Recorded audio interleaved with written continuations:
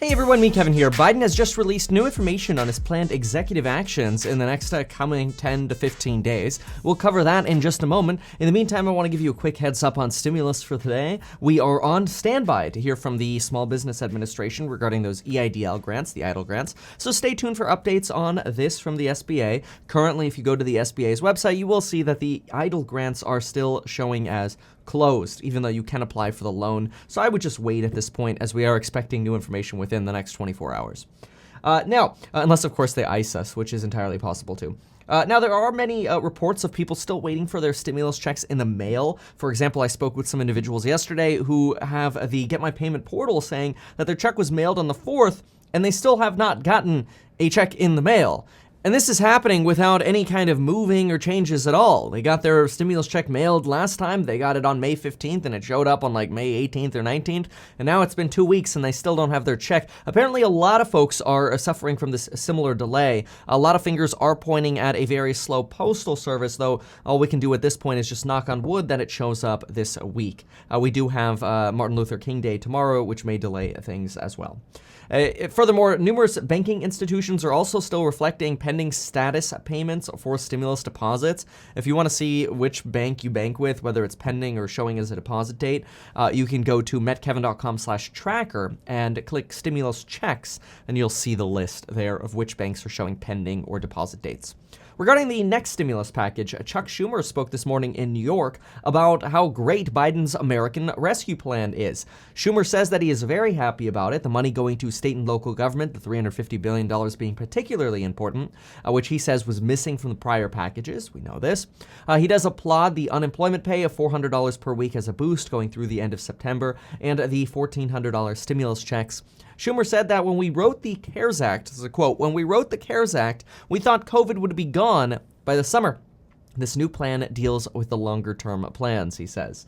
So he also held up a document which he described as the outline of the bill, which is good because so far we've only had information circulating through reports and reporters from verbal information. We haven't actually seen documents circulating, which this is a good thing to see, because usually we go from verbal idea to written outline, and then generally congressmen and women, and in this case Biden's, President-elect Biden, they'll circulate a written outline, and then they can start doing offers and counter-offers between Mitch McConnell's staff and other Republicans, which we do know that Biden is a big fan of trying to get the Republicans on board with this.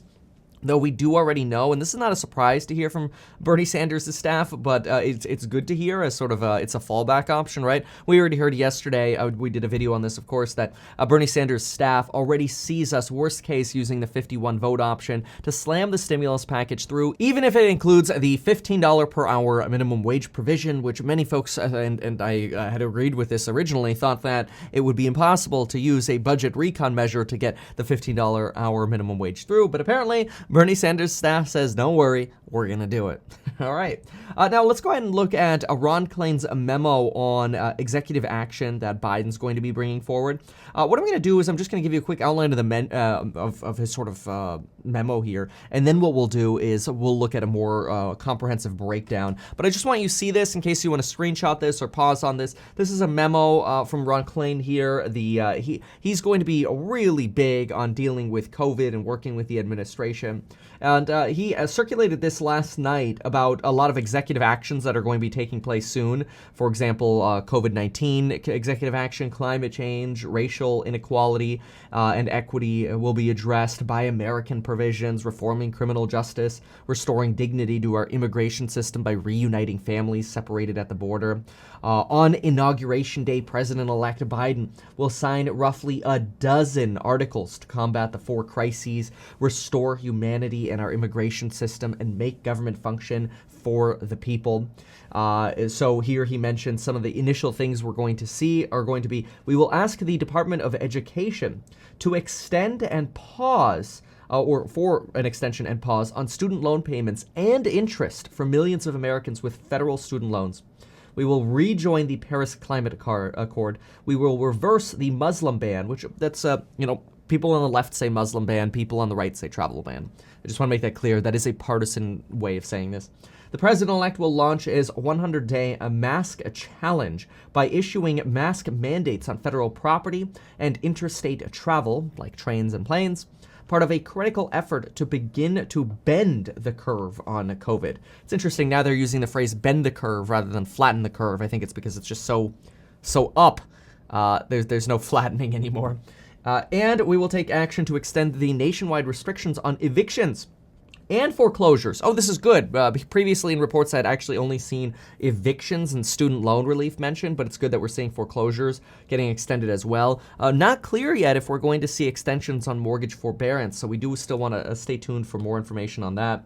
On January 21st, the president-elect will sign a number of executive actions to move aggressively to change the course of the COVID-19 crisis, safely reopen schools and businesses, including taking action to mitigate spread through expanding testing, protecting workers, and establish clear public health standards. I personally, and this is just totally my opinion here, but I try to do as much research on this as I can, so I'm going to say I try to be educated in my opinions. I really think businesses and restaurants and schools could be open if they all had proper ventilation. A lot of restaurants open up, and restaurants are almost known for poor ventilation, and it's no surprise people get sick if they catch COVID in a restaurant or whatever. But if you have proper ventilation, the odds of actually getting COVID fall exponentially. It's incredible. If you have HEPA filters, open windows, open windows can be more difficult, obviously, in the winter, but at least get HEPA filtration pushed. I'm shocked our government hasn't really been talking much about HEPA filtration, and it is something that is scientifically proven to be able to remove virus particles from the air, kill them with UV light in these HEPA filters. My favorite one that I personally use, we have two of them in the house. You can go to metkevin.com/air to see it. But I really am shocked that our government hasn't been more like, let's get filters everywhere, and if we get these filters everywhere, then we can have businesses open. I mean, that's what planes did. Planes, they just replaced all their filtration with HEPA filters and some of them with UV technology, and great, planes are operating. Well, why can't restaurants and businesses do the same? Why you gotta lock them down? I feel like there's a good balance here. Anyway. On January 22nd, the president-elect will direct his cabinet agencies to take immediate action to deliver economic relief to working families bearing the brunt of the crisis. So that's interesting, to take action to deliver economic relief. So I don't know via executive order what Biden could actually do to deliver relief other than waiting for Congress to do something. That is an interesting phrase. I'll hide myself here just for a moment so you can see this in full here. It's this last sentence here. Very interesting that he's going to direct his cabinet agencies to take immediate action to deliver economic relief to working families bearing the brunt of the crisis. He did also tweet, Joe Biden, that is, I know masks have become a partisan issue, but it's a patriotic act. Experts say wearing a mask from now until April will save more than 50,000 lives. All right, so these are, oops, I'm putting myself up here twice. All right, so these are some of the updates that we have now. I'm going to quickly go through some of the things that weren't very clearly placed in this memo here. So I'm going to reiterate some things as well, but repealing the travel ban, rejoining the Paris Climate Accord. Remember that Donald Trump told the UN on November 4th, 2019 that the United States is quitting the Paris Climate Accord. Paris Climate Accord is an agreement between 200 nations to cut greenhouse gas emissions, but then also help poor countries try to get ahead. Donald Trump saw that as too expensive for the United States to help poorer countries and for them to have different limitations and rules. He thought that was unfair, and he quit that. Number 3, extending limits on eviction, student loan payments, and what we just saw, the foreclosures as well. Mask mandate for federal areas where they have federal authority, and then just urging people to wear masks elsewhere. Prioritize reuniting children separated at the border. Then the next priority will be the $1.9 trillion stimulus package, which we saw Schumer kind of waving around the outline for, or at least I did, since I didn't show you. Although, I could show you. not that I think it really matters, but, why not? So I'll pull that up really quick, and in the meantime, we'll keep going here. National Supply Chain Commander and an infrastructure plan will also be instituted. So it'll be interesting to see what National Supply Commander does, if this has to do with masks and getting masks distributed, or maybe getting, who knows, maybe we'll actually see HEPA filtration and getting, becoming something that's more utilized by the Defense Production Act. Then there will be a pandemic testing board. So more boards and kind of more government involvement in actually pushing these testings.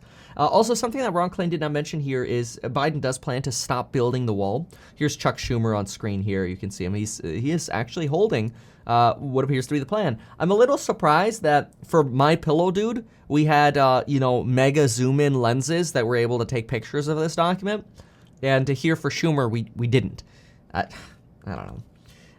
Maybe White House photojournalists get paid more than the Schumer photojournalists, and there are more of them with different lenses and capabilities. But anyway, maybe one day we'll actually get that document. So then Biden will also call for a path to citizenship for about 11 million undocumented immigrants already living in the United States, including those with temporary status and the so-called dreamers who have lived in the country since they were young children. And a bill will include increased foreign aid to ravaged Central American economies. That right there I just read was a quote from the New York Times, which I know many of you roll your eyes when you hear me say the New York Times. But the point is, we're trying to understand what Biden's going to do, and I do believe this is factual here. So a path to citizenship for about 11 million undocumented already living in the U.S., but then also providing more aid to Central American countries. So that I imagine would be like, who knows if it's going to be Venezuela, Honduras, Brazil, we'll see. Also, there are some interesting quotes about Biden himself, suggesting that Biden is driven less by ideology than by the mechanics of how to put together a bill or a deal that will satisfy various power centers. So this is kind of consistent with things that we've heard about Biden, that Biden is going to be the president that might be very involved with Mitch McConnell and Pelosi and other leaders to try to help make sure that everybody's happy and nobody feels screwed.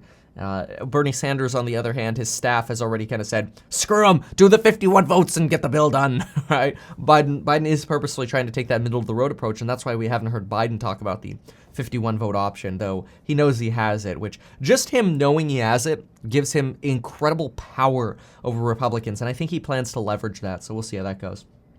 A fun little quibit here. It says that Joe Biden, he does not watch a lot of TV. It's just a sort of a contrast to Trump. But apparently he will watch the Sunday talk shows or Morning Joe on MSNBC while on a treadmill. And here's a note about Donald Trump, that President Trump plans to land at West Palm Beach via Air Force One at 11 a.m. on Wednesday, with just 1 hour left to use Air Force One before the plane is turned over to Joe Biden. Well, folks, there we have it. Thank you so very much for watching this. Make sure to get yourself a free $51 by depositing $100 with M1 Finance. You get $30. Deposit $100 with Webull, and you get 4 free stocks worth at least $21, if not up to $1,600. Thank you so very much for watching and your support, and folks, we'll see you in the next video.